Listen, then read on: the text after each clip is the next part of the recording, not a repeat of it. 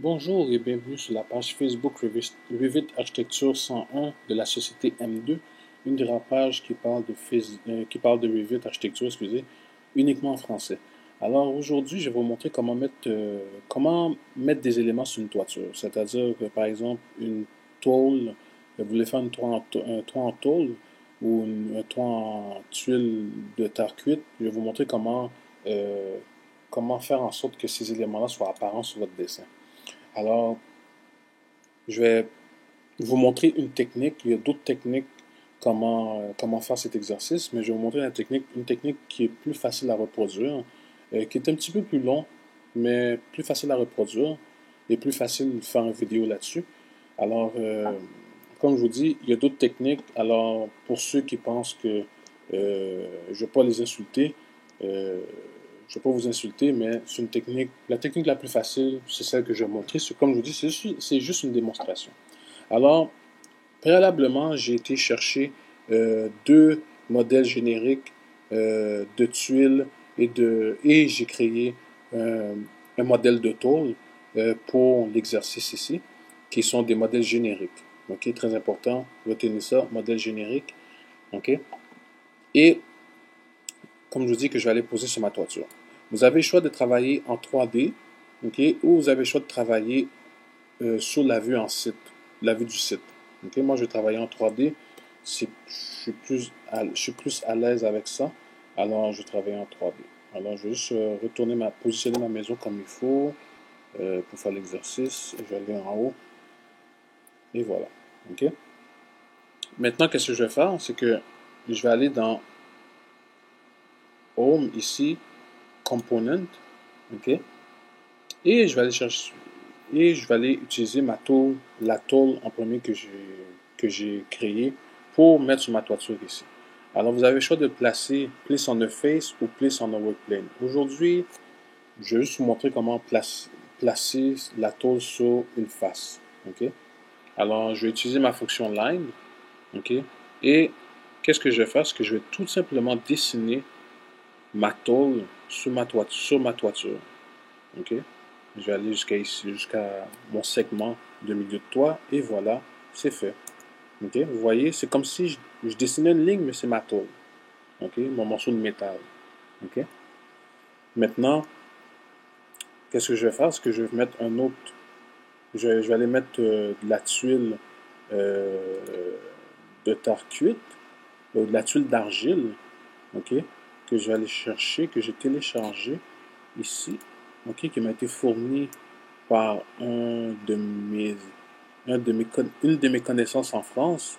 Alors, je vais faire la même technique.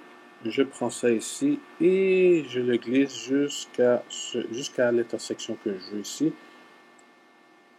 Je vais faire table.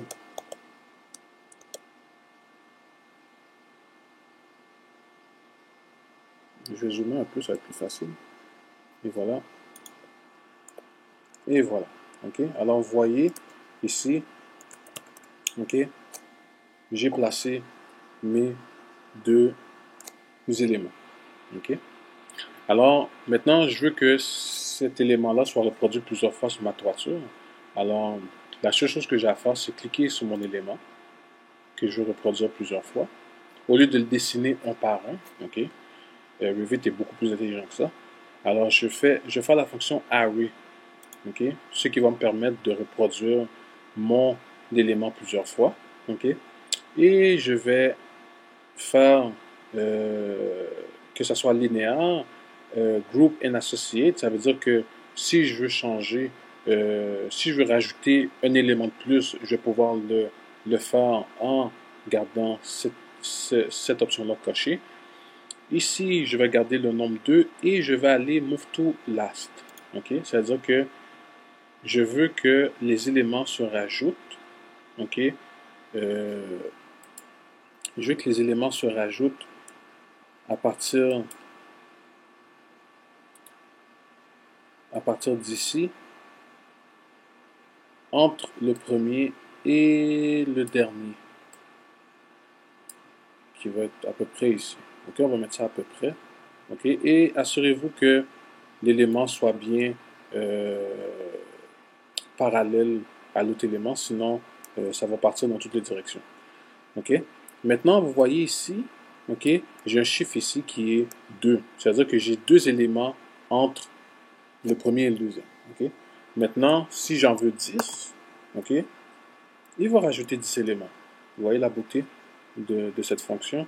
Si j'en veux, par exemple, 50, OK, il va en rajouter 50 entre les deux éléments. C'est sûr qu'il travaille un petit peu plus parce que la famille qui a été fournie a beaucoup de détails dedans. Alors, c'est pas toujours conseillé de faire cette technique-là pour faire vos éléments soient apparents. OK? Parce que ça demande beaucoup de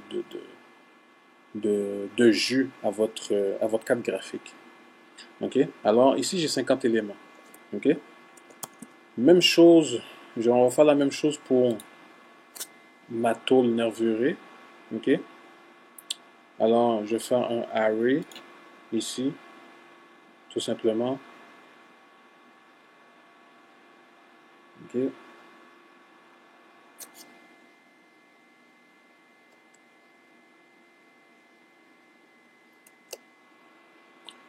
Alors, je vais faire un array ici, comme je vous ai dit, et je vais faire la même chose. OK? Je vais prendre mon côté ici.